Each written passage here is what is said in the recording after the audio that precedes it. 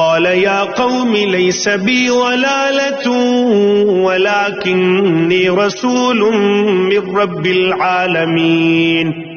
نوح نے جواب دیا، اے میری قوم، مجھے کوئی گمراہی نہیں لگی مگر میں رب العالمین کا بھیجا ہوا پیغمبر ہوں۔ أبلغكم رسالات ربي وأنصح لكم وأعلم من الله ما لا تعلمون۔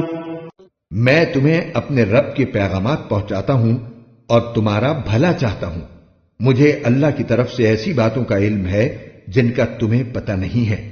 أَوَعَجِبْتُمْ أَنْ جَاءَكُمْ ذِكْرٌ مِّن رَبِّكُمْ عَلَى رَجُلٍ مِّنكُمْ لِيُنذِرَكُمْ وَلِتَتَّقُوا وَلَعَلَّكُمْ تُرْحَمُونَ۔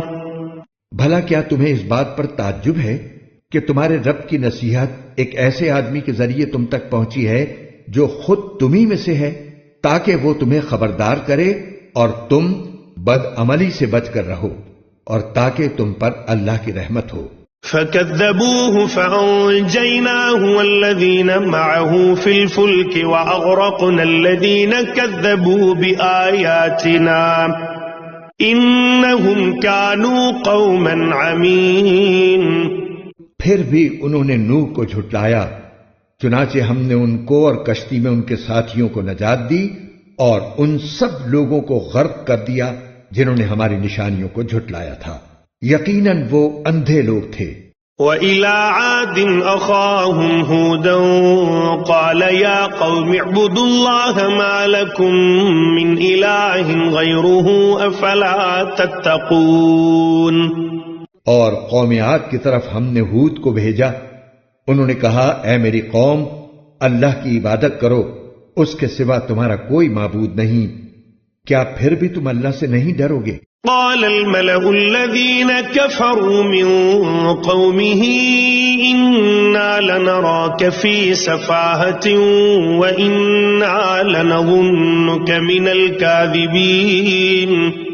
ان کی قوم کے سردار جنہوں نے کفر اپنا رکھا تھا کہنے لگے، ہم تو یقینی طور پر دیکھ رہے ہیں کہ تم بے وقوفی میں مبتلا ہو، اور بے شک ہمارا گمان یہ ہے کہ تم ایک جھوٹے آدمی ہو۔